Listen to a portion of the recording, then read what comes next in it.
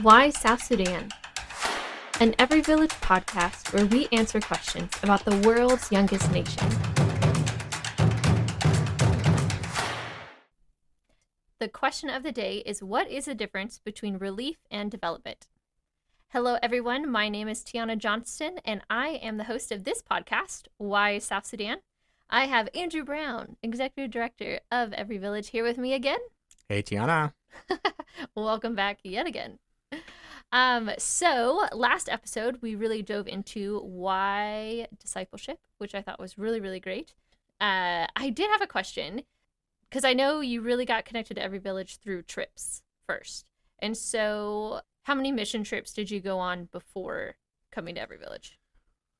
Ooh, I think probably only 3, probably. But then I've done some other mission trips outside of South Sudan during my time at Every Village as well. So I have been able to, yeah, I think maybe 3 or 4 before. Yeah. That's great. So my question really wants to tie this into it is, were you trained, so, before coming to Every Village or even going on a trip to South Sudan, were you trained about the, really emphasizing the difference between relief and development, especially on a mission trip? Not at all. Yeah.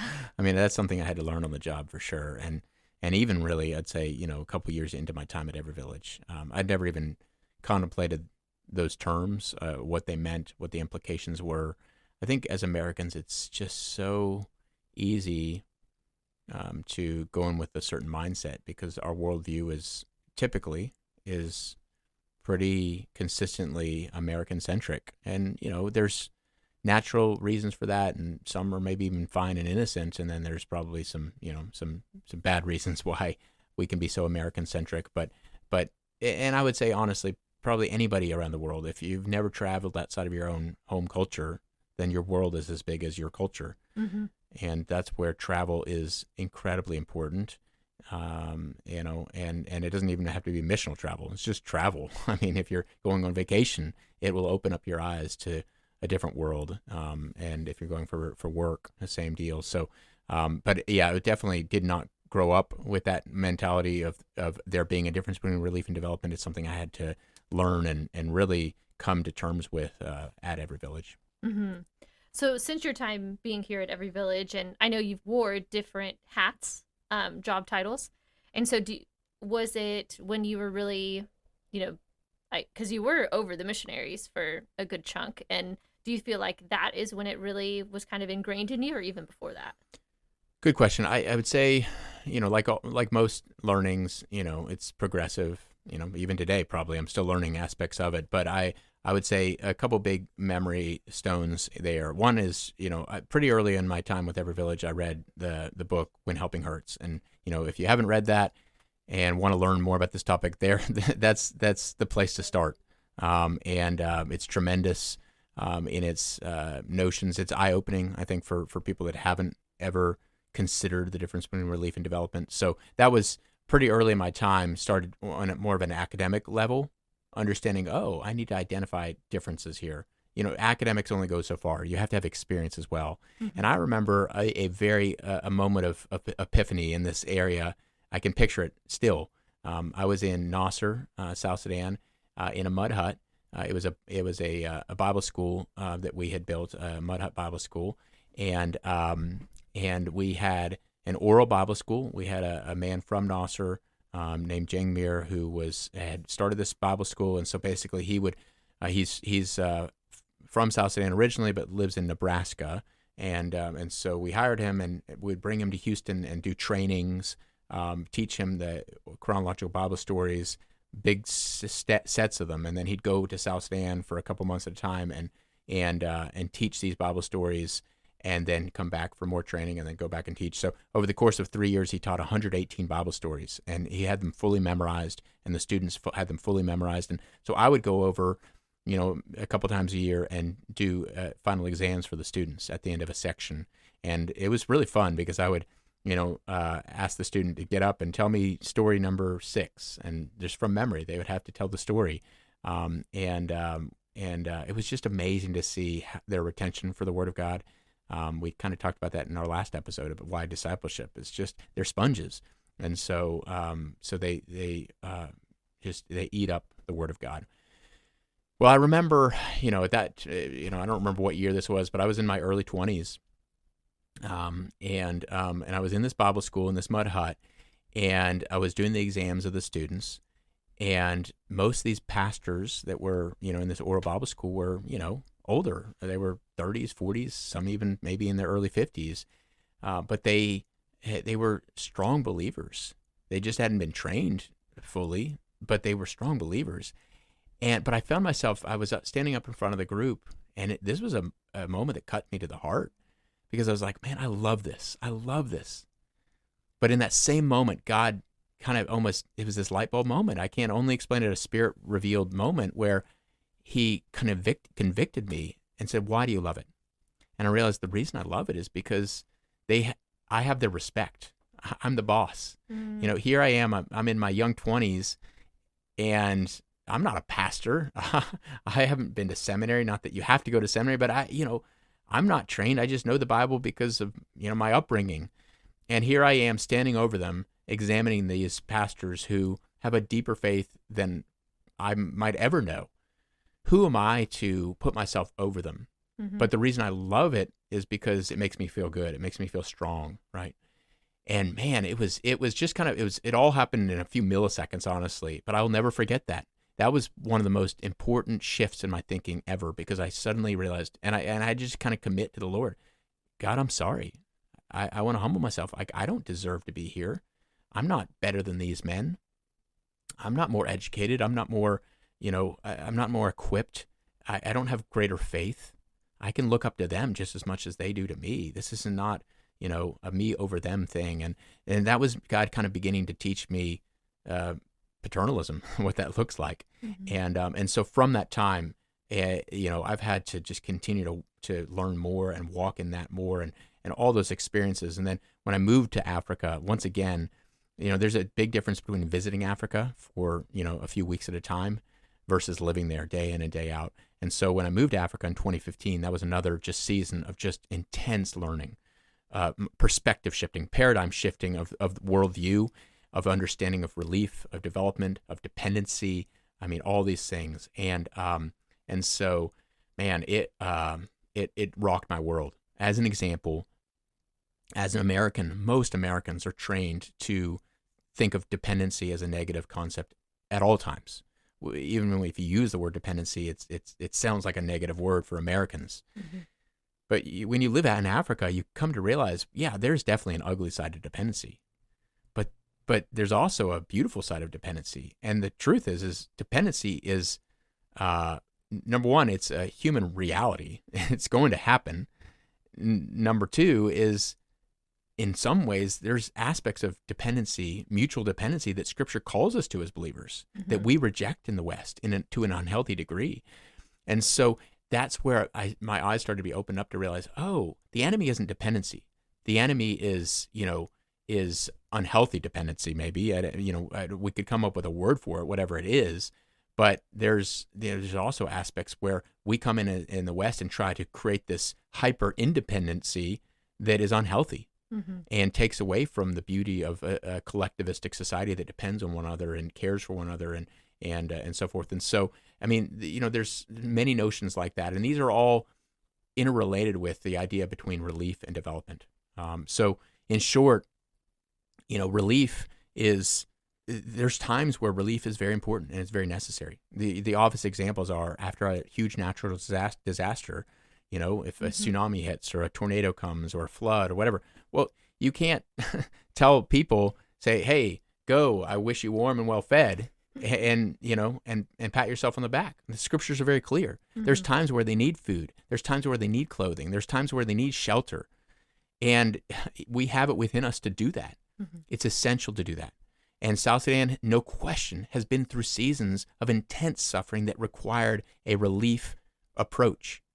There's been seasons of intense food insecurity where 2 million people were at risk of starvation in South Sudan.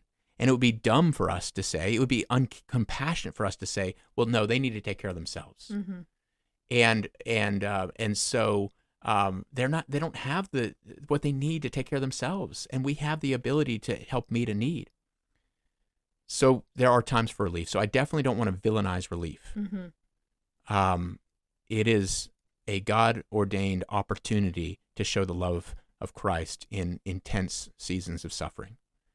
The problem becomes when we maintain that mindset of relief beyond its life expectancy, beyond the point where the local community needs relief, and at some point it shifts to a need for development.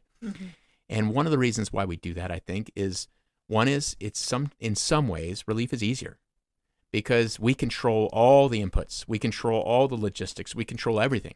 We're just going, we see a need, we meet a need, we don't really worry about the long-term implications, we just go in and take care of it. And we're the boss. And that sounds kind of a little bit ugly, but honestly, these are the things I've had to wrestle with working in, the Christian ministry for years. Is you have to be honest about these things. What's going on in your heart motivation for the work? And so relief can be easier. It's in some ways it's more, you can plan it out more. You don't have to worry about the long-term implications. It's project oriented. You bring in, this month, $2 million worth of food relief, and you check it off. There's a start date, there's an end date, and you've accomplished it, right? Development's not like that. There might be a start date, but there's not really an end date in many ways. It goes with what we were talking about last time with discipleship. It's a life on life approach. It's a relational, long-term approach. And so what does development look like? Well, the book When Helping Hurts talks a lot about community-based solutions. And I just want to draw our attention to that concept of community-based solutions. And the book talks about never do something for a community that they could do for themselves. That's when you start to get to an unhealthy degree. Now, in relief situations, the issue is the communities can't do what they need for themselves, so they need an outside full help.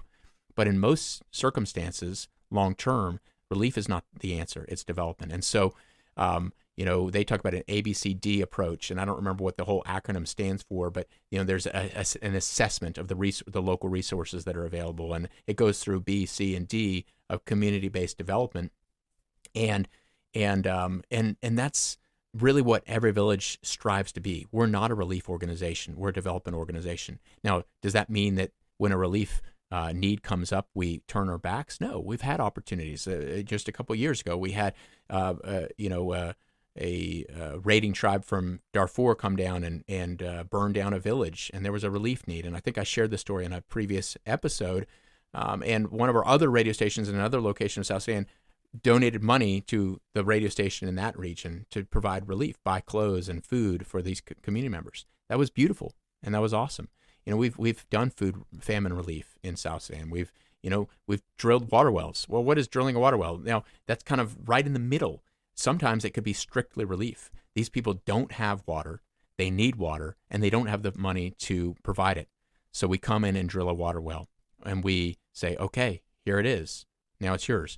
That could be a strictly relief-oriented mindset, but one of the things that we also recognize is, man, we were part of the problem because there is very little emphasis on maintenance in the whole country. In South Sudan, there's just not a maintenance mindset. It is project-oriented relief. And unfortunately, the South Sudanese have been kind of acclimatized to relief for so many years by foreign aid that they're constantly looking for handouts now. And they're waiting for the next handout, rather than being empowered to take care of their own. And has become a poison in South Sudan that has held back the development of this nation. And so this is why South Sudan is ranked as the least developed nation in the world, according to UN standards. It's called the Human Development Index, and it measures several key inputs. And South Sudan is the lowest of all nations. Why is that? Because for year after year after year, there have been well-meaning mostly, but well-meaning intentions that have been fallen flat because they're relief-oriented solutions on this nation, and it has stuck South Sudan in a constant need for relief rather than development. And so Every Village realized that we were a part of that problem. We were drilling water wells with no maintenance plan in place at all. So the drilling of the wells wasn't the issue. It was the lack of maintenance plan behind it.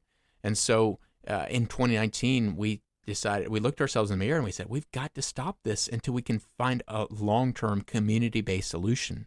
It doesn't make sense to put holes in the ground if 15 months from now the well's broken and they don't have the parts or the tools to repair it, and it stays broken. That didn't accomplish anything. And so we stopped our drilling program intentionally and said, wait, we need to figure this out. Once we figure it out, then we can talk about drilling again. And I was really just so proud of our team. We went on kind of a exploratory journey for a few years, and really thinking conceptually about it, praying about it, of course, and then building out a business plan of what would a community-based maintenance plan look like. And we ended up launching our Sustainable Water Cooperative that is just been an incredibly exciting program for us over the last couple of years. And it's all community-based. And basically, we identified 3 gaps in the water sector that were broken. And that's what development-minded approach requires, is you have to step back and say, why is the system broken? And you identify those inputs. Well, in the water sector, there wasn't access to spare parts. There weren't enough qualified pump mechanics, and there weren't. And even if you had parts, and even if you had pump mechanics, when a well breaks, a community didn't have the knowledge of who to call. They didn't have the means to call them, and they didn't really have the relationship or agreement to call them. And so the third most important input to keep the whole system running was community agreements or contracts. And so what Evervillage does now is we realized, okay, we need to basically be a supply chain. We need to start importing spare parts and establish spare parts stores so people have access to enough parts. We need to train and certify pump mechanics. But then the third and most important part of this is we need to then go to communities, help them form water committees so there's a sense of local ownership, and then these water committees sign service agreements with us. They're annual contracts. We read it to them and we say, okay, here's what you're expected to do over the next year. Here's what we're expected to do over the next year. They collect money and they pay an annual service fee for their water. And then we assign one of those certified pump mechanics to the community to do monthly check-ins, and he'll do a stroke test and see if the water well is working properly, and if it needs some type of maintenance, he'll come back to our spare parts store, get the parts, and we'll go out there with them and provide the oversight of the project. And what I love is it's all community members that are doing it. There's not anybody outside, and our vision long term is, even financially, it's going to be sustained 100% by the local community. I really believe it's possible. We've already seen incredible growth over the first few years of this program. The first year was 11% of the total repair costs were covered by the community. The next year jumped to 30%, and this year we're close to 40%. It's the more wells we repair, the quantity of scales, the price is going to drop per repair, as we're already seeing. And so that's just gives you one example of a community-based approach, which is development-minded. And what I say is a development approach requires a lot of restraint, because we shouldn't ever do something that the South Sudanese can do for themselves. But that's hard, because they're looking to you to do it. They know you have money. They know you have the connections, the resources, the education, and you could probably do it quicker, and you might be able to do it easier. But that's not the answer if they can do it for themselves. Mm-hmm. And it even comes with, what technologies do you use? For instance, with the water well repairs, stainless steel pipes are more durable and lasting, less subject to corrosion than galvanized iron pipes, which in South Sudan, all the pipes are galvanized iron. So we could come in and introduce stainless steel pipes, but we're choosing not to do that right now. It requires a restraint on our part, because what happens is you can't mix stainless steel and galvanized iron. And so if you were to replace one pipe, you'd have to replace the whole drilling stem with stainless steel. Well, that increases the cost of the repair, and when the well breaks, they don't have ongoing spare parts supply chain for stainless steel. It complicates the supply chain management, and it makes it inaccessible to the community. And so right now, we need to work with community-based solutions where they have galvanized iron pipes, recognizing that once we get a functioning system up and going, then we can start talking to communities about, maybe for an extra fee per year, we can introduce and make convert your community to a stainless steel water well, right? Those are opportunities down the road, but you can't put the cart before the horse, because because then the cart will end up broken and you won't be able to go anywhere with it, right? And so that's just kind of an example of the difference between relief and development mindset. It's something that we take really seriously. We want our work to be fully sustainable, to outlive ourselves, and ultimately to raise up the leaders within the nation. So when I think about sustainability, we typically measure sustainability on two metrics. One is financial sustainability, and the other is leadership sustainability. If you don't have the local resources and finances to keep a program going, then it's not going to last as long. As soon as you withdraw, right? So your goal is to get it to a place where it can fully finance itself. But that's hard in a place like South Sudan. It's a poor environment, and there's so many fluctuations with inflation and the economy that it's somewhat out of our hand. But we work with those concepts in mind. But then I'd say the far more important and probably more difficult level of sustainability to reach is the leadership sustainability, and that is raising up the leaders, equipping the leaders, educating the leaders on the ground to catch the vision and to carry on that work. And not because they're not willing, but it just takes time. You can't rush that. Mm-hmm. Finances can come and go pretty quickly, but leadership, it takes time to build. And that's nation building, and that's what we're all about. And so that goes back to the discipleship we were talking about. So they have the spiritual maturity and the character to take the work on and catch the vision, but it requires the competency and skill set as well. And so we do ongoing education opportunities, ongoing training opportunities for our staff.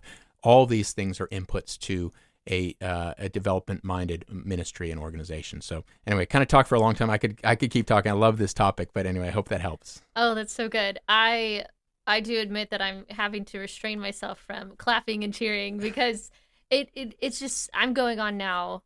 I'm about to, I guess, wrap up my 7th year and head into my 8th year with the organization. And I know I've seen firsthand how much we've changed, especially emphasizing development and emphasizing really just ownership of the South Sudanese, that this is their ministry and we are here to support them. And it's just so encouraging. And I think a lot of organizations, even unintentionally, walk in paternalism and walk in, keeping people that live in villages, village people, instead of really equipping them, instead of giving them training and even just to see their own self-confidence that they are such vital people in their community.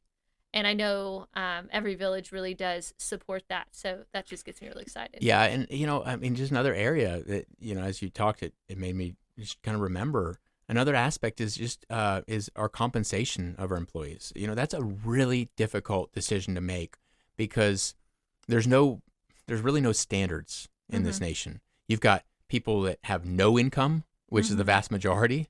And then you've got a few folks that get paid a ton because of corruption. That's in the government. And then you've got a smaller contingent that's somewhere in the middle, and a lot of them work for non-governmental organizations like the UN. Well, the UN, their standards are a little insane, and it's not, to a healthy degree, it's not sustainable. Some really large salaries compared to the existing marketplace, and that's not healthy. It creates almost a kind of a false economy, if you will. So then what is our role as a Christian organization? Well, man, we've done a lot of prayer. We've done a lot of research. We've gotten outside counsel in this area. And over the years, I've been really, really pleased with the progress we've made with our team. And what we've decided is, I was haunted by, the verses in James where it talks about the worker crying out for his wages and the rich almost ignoring that. And I realized, man, if we fault on any side, I'd rather it be over generous than stingy. But that's a hard line, right? Because as we just said, if you could be so generous that you end up hurting them in the long run. You don't want that. But I also don't want to be withholding good things from our team because we're so worried about creating dependency. And that goes back to that dependency thing, right? Well, I realized, man, a sustainable ministry, a sustainable business, sustainable anything requires well-compensated, happy employees that are fulfilled, right? And so it's my joy when I see our staff growing in their personal capacity to build a new house for their family or to buy a motorcycle for themselves or, just seeing advancement opportunities for our staff. I love seeing that because even that to me are little glimmers of a nation that's developing. And so, through it all, we try to take care of our employees. The other thing is like, it's not just how much you give them, but it's finding creative ways to help them build wealth over time. Because in so many parts of the world, it's almost impossible to save. And in fact, culturally, it's kind of looked down upon to save. If somebody comes to you with a need, then you kind of are expected to give, and you don't ever. The more your salary grows, what we were realizing is we were giving raises to employees, and their standard of living wasn't improving at all because that extra, $50 a month or $100 a month or whatever the raise was immediately goes out the door to another family member that comes or a stranger that comes or whatever. And we were realizing, man, we're not helping our employees grow in their capacity in the future. So what do we need to do? Well, we realized one of the things that South Sudanese value most is education for their children, because that is a huge opportunity for them to help improve the capacity of their family in the years to come. And so we created an education benefit, and we help pay for school fees for our employees, for their kids, because we recognize that's such a tangible way to invest in their future. Well, of course, we have a medical benefit, but then the other one that I really love is we created a self-administered savings match program. Our employees don't have bank accounts; it's all cash-based. And so a society, so we have to self-administer it, but basically for a lot of our employees, we have a matching program where if they set aside and save 10% of their salary, then we'll match dollar for dollar up to that 10%. Well, then even as we started talking through the savings program, it's an opt-in program. Not all employees have to do it, but almost all the employees that are eligible are able to do it, which is great to see. But we realized, well, it's totally impractical to say, okay, we're going to set aside this money and you can't touch it till you're 65 or whatever we say in the U.S., right? That's not, their life expectancy in South Sudan, I think, is 56. So that's not, not going to work. So what does it look like in that context? Well, we realized, okay, well, let's do it every year. They have an opportunity to withdraw from their savings program for a certain goal. If they are trying to build a house, or if they are trying to, send a child to college, or if they're, whatever it is, then they have an opportunity once a year to withdraw from their savings program, or they can keep it in there. And that seemed to work really well. But I love it because, I've seen different employees, visited them in their homes, and I've seen how, they built something new on their property. And it just makes me so happy to see, because that's, again, just a picture of a developing nation. So. That's so good. Oh, this is so, so good. Well, I think we should definitely wrap it up on that. That was super encouraging. Thanks so much for sharing, Andrew. I can definitely tell you're very passionate about it. Always. Which is great. So I welcome everyone back to our next episode, which will be, the question of the day is, why is there so much fighting in South Sudan? Take care.